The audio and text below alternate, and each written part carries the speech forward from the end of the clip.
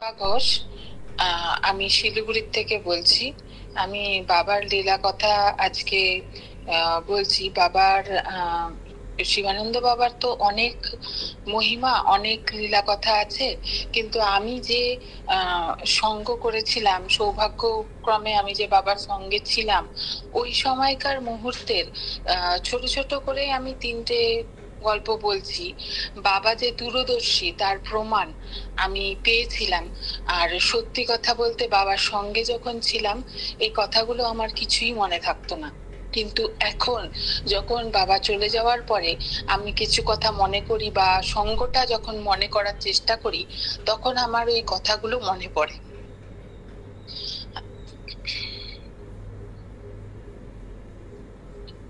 বাবার সাথে থাকাকালীন বাবাকে দেখতাম প্রায় বাবা অন্যমনস্ক হয়ে। বাবার সাথে একদিন বসে আছি, বাবার পাটা টেপে দিচ্ছিলাম, তখন আমি বাবার ঘরেই ছিলাম। তখন দেখতাম বাবা হঠাৎ অন্যমনস্ক হয়ে যাচ্ছে। অন্যমনস্ক হয়ে মাথার তলায় একটা হাত দিয়ে একটু উঁচু করে মাথাটা রেখে, মাথাটা মনে হচ্ছে যেন ভাসমান একটা বালিশের উপরে বাবা মাথা রেখেছে। আমি বারবার বলতাম, দাদু ফিরিয়ে এনে দেবো, দাদু ফিরিয়ে এনে দেবো। দাদু বলতো, না না, আমার তো কোনো কষ্ট হচ্ছে না, আমি এরম করেই ঠিক আছি। ঠিক আছে। তো দাদু খুব হেসে হেসে ওই সময় গল্প করতো। আমি যে একা থাকতাম আমি বুঝতাম না, আমি মা বাবা ছাড়া যে থাকতাম একটা আলাদা আনন্দে থাকতাম। কারণ কি, দাদু এত আদরে, এত একটা স্নেহের মধ্যে রাখতো, তার কোনো পরিমাণ বা ভাষায় প্রকাশ করা যায় না। তো দাদু একদিন বসে আছে এরকম ভাবেই, দাদুর সাথে আমি গল্প করছি অনেক। দাদুর সাথে গল্প করলে পরে অনেক কথাই সবাই জানে, বলতে থাকে, তখন একটা আলাদা কথার মধ্যে চলতে থাকে। কিন্তু হঠাৎ কথা বলতে বলতে দাদু দেখলাম চুপ হয়ে গেল। চুপ হয়ে তাকিয়ে, যেন টিভি স্ক্রিন যেরকম দেখে ওরকম স্ক্রিনের মতন একটা দিকে তাকিয়ে বলে যাচ্ছে, আহারে আসলে খারুবাজের মামাকে আমরা সবাই মামা বলি, তো দাদুও মামা বলে। যেহেতু শম্পা মামা বলতো তাই জন্য দাদুও মামা বলে।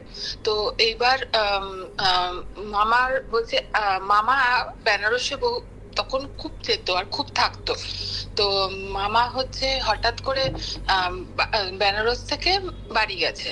তো বাড়ি যাওয়ার পরে সেদিনই বাড়ি ঢুকেছে, আর দাদু যেন টিভি স্ক্রিনের মতন দেখছে যে আহারে মামাকে কি বকছে, মামি খুব বকছে, মামি খুব রেগে গেছে। আসলে মামিরও তো কোনো দোষ নেই, মামিরও তো সন্তানরা ছোট ছোট, মামা তো বোঝে না। দাদু যেন টিভি স্ক্রিনে দেখতে পাচ্ছে মামি মামাকে বকছে। তো বকছে মানে ঝগড়া হচ্ছে। তো দাদুর এমন একটা রিয়েকশন যে দাদুর গায়ে যেন সুই ফুটছে, যে দাদুর ভক্তকে ওরকম ভাবে দাদুর কাছে ছিল তার জন্য বকছে। তো অনেকক্ষণ ঝগড়া চলছে, আর দাদু যেন হাতটা উপরে করে, আর আমি না অনবরত হাসছি। এরকম আবার হয় নাকি যে এরকম, তখন তো আমার বুদ্ধি কম, নির্বুদ্ধি আমি। তো আমি হাসছি। হ্যাঁ, দাদু দাদু বলছে, আমি বললাম দাদু কি হয়েছে, তুমি তখন থেকে বলে, আহা মামার সঙ্গে মামির খুব ঝগড়া হচ্ছে, আমি দেখতে পাচ্ছি, আমি সব দেখতে পাচ্ছি। আর আমি বারবার কনফার্মেশন নিচ্ছি, তুমি সব দেখতে পাচ্ছ, তুমি সত্যি সব দেখতে পাচ্ছ? বলে, হ্যাঁ রে, আমি সব দেখতে পাচ্ছি। আমি বারবার করে কনফার্মেশন নিয়েই চলেছি। তো বলে কি, দেখবি এখনই মামার ফোন আসবে। তো প্রায় কিন্তু এই জিনিসটা চললো। এই যে এই কথাবার্তাটা দাদু যে দেখছে, এটা প্রায় অনেকক্ষণ চললো। চলার পরে দাদু হঠাৎ করে আমাকে বললো, যা গিয়ে ফোনটা ধর, এখনই মামা ফোন করবে। তো দাদুর উঠতে টাইম লাগবে, তাই জন্য আমিও গিয়ে দৌড়ে ফোনটা ধরলাম। সত্যি মামা বললো, বাবাকে দাও তুয়া, আমার বাবার সাথে কথা আছে। তো দাদু শোনার পরে বলল যে, দেখলি তো, আমি বললাম না মামার বাড়িতে সত্যি ঝগড়া হচ্ছিল, মামা এতদিন বাদে গেছে সবকিছু ফেলে। তো দাদুও যা পরামর্শ দেওয়ার সেটাই পরামর্শ দিল, দাদু তো পরামর্শ যেটা দেয় সেটাই। আর বললো যে মামিরও কোনো দোষ নেই, মামি কি করবে, কারণ কি তখন মামির ছেলে কিন্তু সত্যিই অনেক ছোট। তো তাই জন্য বলছে, ওই ছোট বাচ্চা তিনটে সন্তানকে নিয়ে সে যে পুরো সংসারটাকে সামলে যাচ্ছে, এটাও তো একটা, এইটা যদি না হতো তাহলে তো মামা আসতে পারতো না। মামির কিন্তু কোনো দোষ বলেনি, কিন্তু ওইটা একটা হয় না, এতদিন বাদে দেখলে নিজের লোককে, সেই ওভারকামটা। কিন্তু দাদুর কাছে মামাকে যে বকছিল তাতে মনে হচ্ছিল যেন দাদুর গায়ে লাগছে কথাগুলো, মানে দাদু যেভাবে বিচলিত হচ্ছিল। হয়ে গেল।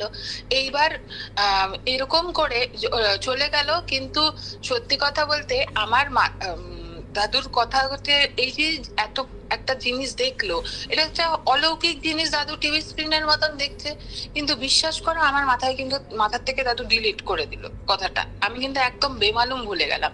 এরকম করে হলো। আরেকদিন আরেকটা ভক্তের বাড়িতে, আমি নাম বলছি না, আরেকটা ভক্তের বাড়িতে তার স্বামী স্ত্রীর ঝগড়া হচ্ছে। সেই সময় দাদু হঠাৎ করে বলল যে আহা, সেম ওইভাবেই ওই পজিশনেই ছিল দাদু। তখন বলছে আহারে, তাদের হচ্ছে প্রচন্ড ঝগড়া হচ্ছে, আহারে আহারে আহারে। এই আহারে কথাটা কিন্তু উফ, ইস, মানে তাদের দুজনের ঝগড়া হচ্ছে, দুই ভক্তই কিন্তু দাদুর খুব প্রিয়, কিন্তু দাদু কিন্তু কন্টিনিউয়াসলি বলে যাচ্ছে। আগের দিন কিন্তু দাদু আমাকে ফোনটা ধরতে বলেছিল, কিন্তু সেদিন দাদু বলল তুই ফোনটা ধরিস না, ফোনটা আমি ধরবো, ফোনটা আসবে যে। দাদু দৌড়ে গিয়ে ফোনটা ধরলো। ধরার পরে সে দাদু কথা কথা বললো।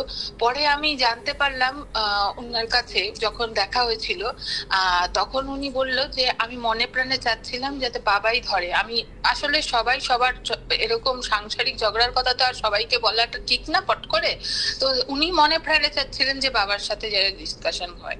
তো ঠিক আছে, আবার আমি এই কথাটা কিন্তু বেমালুম ভুলে গেলাম। আমি কেন বলছি বারবার ভুলে গেলাম, কারণ কি পুরুষোত্তম দা যখনই আসতো বেনারসে আমাকে সব সময় বলতো তুই বাবার সাথে আছিস, কিছু না কিছু অলৌকিক দেখতে পাবি, তুই কিন্তু লিখে রাখবি, তুই কিন্তু অলৌকিক কথাগুলো লিখে রাখবি, এগুলো পরে আমাদের কাজে লাগবে। আর আমি না বলতাম হ্যাঁ দাদা একটা কথা আছে, কিন্তু আমি বলতাম কথাটা কি তোমাকে মনে পড়ছে না, আমি মনে পড়লে তোমাকে বলবো। বিশ্বাস করো আমার মাথার থেকে ডিলিট হয়ে যেত কথাগুলো, একটা কথাও আমার মনে থাকতো না। তারপরে আমার একটা কথা বলি, আমার যেহেতু এক ভাই ছিল, ভাইয়ের পুনর্জন্ম হয়েছিল আমার বাড়িতে আমার কাকিমার দাদুরই আশীর্বাদে। তো ওই ভাই যেদিন জন্ম নিল সেদিন দাদুর আমি ওরম করে দাদু দেখতে পাচ্ছে, বলে এই যে আঙ্গুল দিয়ে বলছে এই যে ওই ভাই, তোর ওই ভাই এই যে এখন তোদের ঘরে প্রবেশ করলো। আমি বললাম যে কোন ভাই দাদু? আমি দাদুর ওখানে আছি, হঠাৎ করে আমার মাথা হলো কোন ভাই, মাথার মধ্যেই নেই যে আমার মাথার মধ্যে কিছুক্ষণের জন্য চলে গেছিল যে আমার কাকিমার বাচ্চা হবে। তো বলছে আরে আরে ওই ভাই, ওই আগের ভাইটা, ওই যে ওখান থেকে এই ঢুকলো, দুবার আঙ্গুল দিয়ে আমাকে দেখালো, এই তোদের বাড়িতে প্রবেশ করলো, চলে আসলো, তোর ওই ভাইকে দিয়ে দিলাম, তোর কাকিমাকে বলিস। আমি কথাটা শুনলাম, শোনার পরে বললো তোর এক্ষুনি ফোন করবে, তোর মা জানাবে, আর অগ্রিম দাদু বলিস তো কিন্তু কে ফোন করবে। তারপরে মা ফোন করলো, মা ফোন করে আমি দৌড়ে গিয়ে বলতো, আমাকে আবার বললো যা গিয়ে ফোনটা ধর। তো আমি দৌড়ে গিয়ে ফোনটা ধরলাম, দেখলাম মা ফোন করেছে। মাকে বললাম হ্যাঁ দাদু তো আমাকে বলে দিয়েছে যে ভাই হয়েছে এক্ষুনি। তো ভাই ভাই এসছে যে দাদু এক্ষুনি বললো আমাকে। তো তারপরে যাই হোক দাদু তো সাথে সাথে, কিন্তু এই কথাটাও আমি ভুলে গেছি। আমার কাছে আমার যে কথাগুলো, যে দাদুর সঙ্গে আমি যে দেখতাম কোনো অলৌকিক কথা, হতেই পারে দাদুর সাথে ছিলাম অনেক সময়, অলৌকিক কথা কেউ জিজ্ঞাসা করলে ওই দাদুর সাথে ভাত খেয়েছি, কিন্তু দাদু কিভাবে শুয়েছে দাদু শুধু বলে দিত যে বল বল আমি কিভাবে শুয়েছি, কিভাবে ভাত খেয়েছি। দাদু এত ভুলিয়ে রাখতো, মানে যে আমি ওই কথাগুলো কিছুতেই মনে করতে পারতাম না। হঠাৎ সেদিন আমি এই কথাটা মনে পড়ার কারণ, সেদিন আমার অনেকক্ষণ দিলীপ দার সাথে রাত্রেবেলা একদিন কথা হচ্ছিল, তখন আমার গিয়ে তার আগেই মনে পড়েছে। তারপরে আমি দিলীপ দাকে বললাম যে জানো জানো দিলীপ দা, এই কথাগুলো কিন্তু আমার আগে কিচ্ছু মনে থাকতো না, কিন্তু এখন আমার ধীরে ধীরে ধীরে ধীরে কিছু কিছু কথা মনে পড়ছে, কিছু কিছু কথা মনে পড়ছে। এরকম অনেক অনেক গল্পই আছে। দাদু যে কিভাবে আমাকে উদ্ধার করেছে, অনেক সময় আমার অনেক রোগের থেকে দাদু কিভাবে আমাকে বাঁচিয়েছে, আজকে যে আমি সবার মধ্যে বসে আছি, এটা বসে থাকার কথা না। এই গল্প অনেক আছে, কিন্তু আমি এতগুলো গল্প তো একদিনে বলা সম্ভব না, আমি ধীরে ধীরে বলবো। আর আরেকটা কথা বলি, আমি যখন ছিলাম ওখানে পূর্ণ মামা সবসময় বলতো মহাপুরুষের সাথে থাকলে মহাপুরুষকে চেনা যায় না।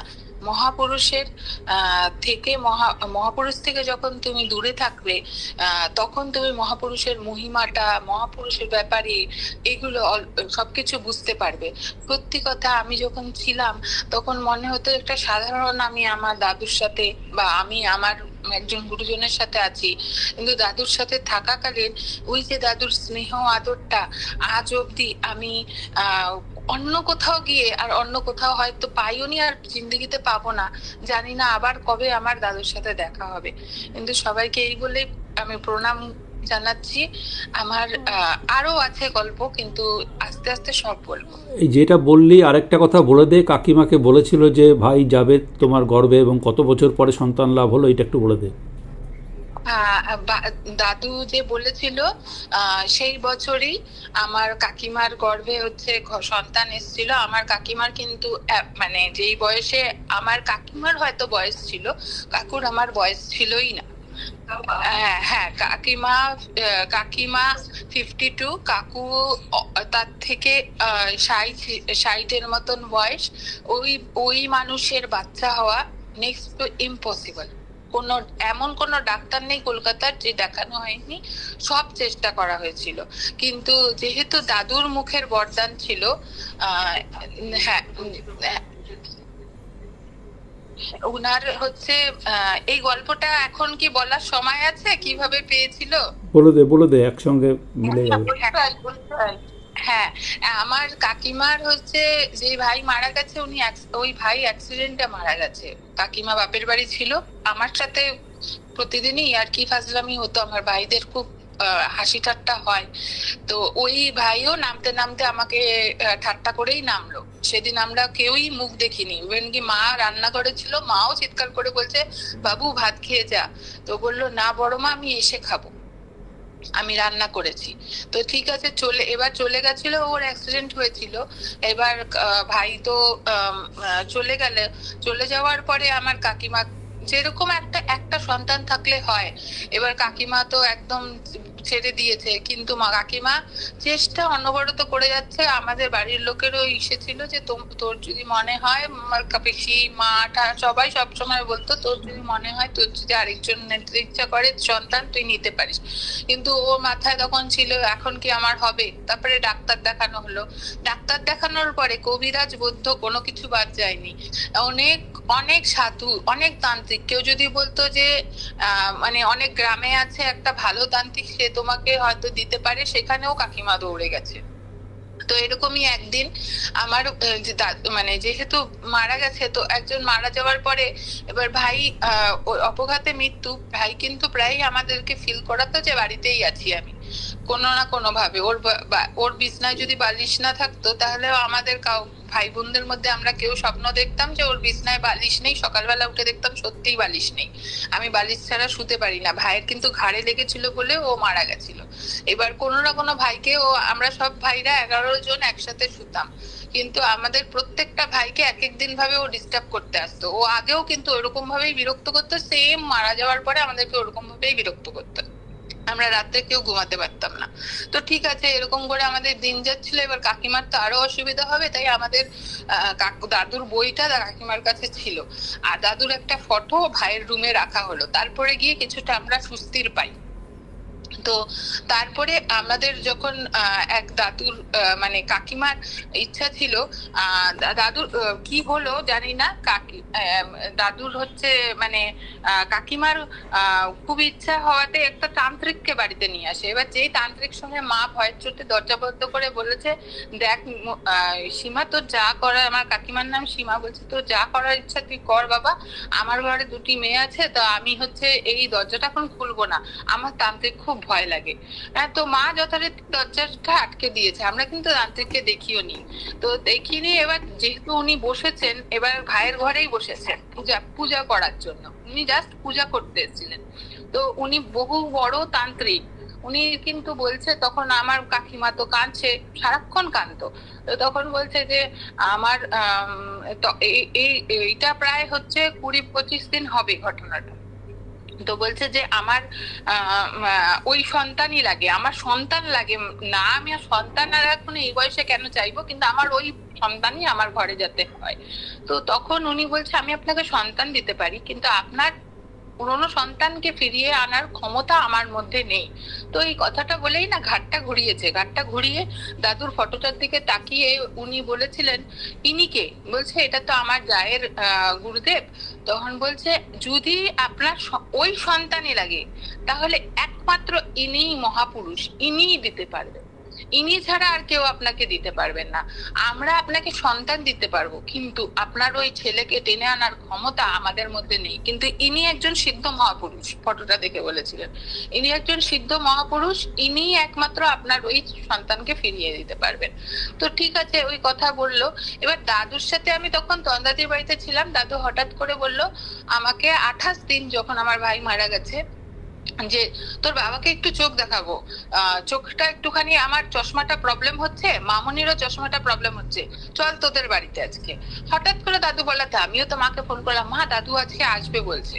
তো কলকাতার বাড়িতে দাদুও চলে আসলো। এবার কি চশমা দেখালো, আসলে তো কাকিমা মনে প্রাণে দিন রাত্রি আমার মা কাকিমা সারাক্ষণ হচ্ছে ওই বাবা তুমি আসো, বাবা তুমি আসো, এটা ডেকে যাচ্ছিলেন। এটা তো দাদু শুনতে পাচ্ছিলেন, আমরা তো আর জানি না। তো আমি তখন দাদুর সাথে ছিলাম। তো তারপরে দাদু আসলো বাড়িতে। আসার পরে আমার কাকিমা পা ধরে একদম অনেকক্ষণ কান্নার পরে একটাই কথা বলছে, মা পা ছাড়ো, মা পা ছাড়ো। তখন বলছে যে না, আমার বাবা আমার সন্তান, তুমি বলো আগে আমার সন্তানকে তুমি ফিরিয়ে দেবে, আমার সাথে এরকম কেন হলো? তো বললো যে অনেকক্ষণ বাদে, প্রায় 5 মিনিট 10 মিনিট বাদে দাদু বললো যাও তোমার সন্তান তোমাকে দিলাম। এই কথা বলে আমি কিন্তু ওখানে দাঁড়ানো। তখন এই কথাটা বলার পরে আমার কাকিমা যেই দাঁড়ালো, এবার তোমাকে উত্তর দিই, তোমার কেন এই দশা হয়েছে? তোমার মধ্যে অতি অহংকার। তোমাদের বাড়িতে যখন আমি এসেছিলাম, দাদু আমাদের বাড়িতে অনেক দিন ছিলেন কলকাতার বাড়িতে। আমাদের যখন নতুন আমরা ঘর করি, আমরা খাটে কেউ শুইনি, নতুন খাট ঠাট সবকিছু রাখা ছিল, দাদু আসবে শুবে। দাদু আমাদের ওই আশাও পূর্ণ করেছিলেন। বহুদিন আমাদের বাড়িতে ভক্ত নিয়ে ছিলেন, আর কি রাম ঠাকুর আশ্রম থেকে দাদুকে নিয়ে যাওয়া হয়েছিল। তো দাদু ওখানে কোথাও থাকতেন না, রাত্রেটা আমাদের বাড়িতে থাকতেন, যেহেতু আমাদের বাড়ির পাশে। সারাদিন রাম ঠাকুর আশ্রমের ওখানে থাকতেন, আর রাত্রেবেলাটা আমাদের বাড়িতে শুতেন। তো ওই টাইমে সবাই এসেছিল আমাদের বাড়ি, কিন্তু আমার ভাইকে কাকিমা পাঠায়নি। এত কারণ কি, আমাদের বাড়িতে জলের খুব প্রবলেম। তো কাকিমাই প্রথম একটা আন্দোলন তুলেছিলেন, এত বাড়িতে লোক এসছে তাই জন্য জল পাওয়া যাচ্ছে না। তো আমিও কাঁদতে কাঁদতে দাদুকে গিয়ে বলেছিলাম। দাদু তখন, মা বলেছিল, মা খুব কেঁদেছিল যে বাবা তুমি এসছো, আমার গুরুদেব এসছে, আর এরকম জল নিয়ে কথা হয়েছে। তো তারপরে থেকে কিন্তু মা বলার পরে মাকে বলেছিল, মা তুমি কাঁদিও না, তুমি চিন্তাও করো না, জলের কোনো সমস্যা এই বাড়িতে আর হবে না। সত্যি এখন আমাদের বাড়িতে জল সারাক্ষণ, রিজার্ভার কিন্তু সেমই আছে, রিজার্ভারটা বাড়েনি, মানে ওই স্টক করার জায়গাটা, কিন্তু জল সারাক্ষণ আমাদের সবার ঘরে অ্যাভেলেবেল, আগে যেটা ছিল না। তো ঠিক আছে, এই তখন দাদু বললো যে মা তোমার তো অতি অহংকার, তুমি তোমার ছেলেকে নিয়ে, একজন বাড়িতে মহাপুরুষ এসছে, তুমি তোমার ছেলেকে নিয়ে একবারও প্রয়োজন মনে করলে না, তুমি নিয়ে আসো। তোমাকে তো প্রথম দিন দেখে আমি বুঝে গেছিলাম যে তোমার জীবনে একটা বিশাল বড় দুর্দশা আসতে চলেছে, কিন্তু তুমি যদি তোমার ছেলেকে একবার একটা মহাপুরুষ দর্শন করাতে, ওই দুর্ঘটনার থেকে ও মুক্তি পেত। মানে মহাপুরুষ দর্শনেই মঙ্গল বলে যে, আমি সেটা দাদুর আমার বাড়ির থেকেই আমি আরো বেশি ভাবে বুঝতে পেরেছি। বলছে যে যে দুর্ঘটনা ছিল সেটা মুক্তি পেত। এবার কাকিমা তো তখন ওই অবস্থায় নেই, শুধু কেঁদেই যাচ্ছে, বাবা আমার ভুল হয়ে গেছে, আমাকে তুমি ওই ছেলে বলে কি, আমি বললাম তো তোমার ছেলে তোমার কাছে আসবে। তারপর তো তোমাদের বললাম যে তার কয়েক মাস বাদেই কিন্তু কাকিমা কনসিপ্ট করে। আর তারপরে যে যখন কনসিপ্ট করে, দৌড়ে কিন্তু, আর কাকিমা কিন্তু অনর্গল পুত্র লাভের মন্ত্র, গীতা, দাদুর বইটা যেন ঝরঝরা মুখস্থ করে ফেলেছিল। মানে খাবে না দাবে না পরে, কিন্তু উনি স্নান করে রোজ, কাকুও করতো কাকিমাও করতো, মানে এখন নিষ্ঠ ভাবে। তখন দাদুর ওই বইটার প্রতি একটা আলাদা আকর্ষণ ছিল, সারাক্ষণ বইটাই পড়তো, সারাক্ষণ দাদুর ওই বইটা আর পুত্র লাভের মন্ত্র সারাক্ষণ পড়ে যাচ্ছিল। দাদু কাকিমা কনসিপ্ট করার আগে থেকেই কিন্তু পুত্র লাভের মন্ত্র পড়েছে। তো দাদুর কিন্তু তারপরে সন্তানও হলো। ইভেন্ট এই ভাই কিন্তু যখন 5 বছর বয়স, তখন কিন্তু ও বলে দিয়েছে যে ওর কিভাবে মৃত্যু হয়, ওর বন্ধুরা ওকে ছেড়ে দিয়ে চলে গেছিল, ও কিভাবে অ্যাক্সিডেন্ট হলো গাড়ির থেকে পড়ে, যে তারপরে আমার কাকিমা জিজ্ঞাসা করেছে তুই তাহলে ফেরত আসলি কেন, তুমি এত কেঁদেছো যে আমি তোমার ওই কান্নার আওয়াজে আর থাকতে পারিনি, তাই আমি আবার চলে এসেছি। এখন আর ভাই বলতে পারে না, ভাই বড় হয়ে গেছে, কিন্তু এখন দাদুর কৃপায় ও সুস্থ সবল। আর খুব আগের যে ভাই ছিল ওই ভাই কিন্তু পড়াশোনায় খুব কম ছিল, মানে পাশ করে যাচ্ছিল, কিন্তু ব্রেনটা সবার তো সেম থাকে না, কিন্তু এই ভাই কিন্তু অত্যন্ত ব্রিলিয়ান্ট। ও রামকৃষ্ণ মিশনে ও কিন্তু প্রত্যেক বছর প্রথম হয়, মানে এত ভালো স্টুডেন্ট হয়েছে। আর সারাক্ষণ পড়াশোনা নিজের মতন করে থাকে, একটা মানে যে বোঝাই যায় যে ও একজন মহাপুরুষের আশীর্বাদে ও এসছে, যে এটা ওকে দেখলে বোঝা যায়। প্রণাম। প্রণাম প্রণাম।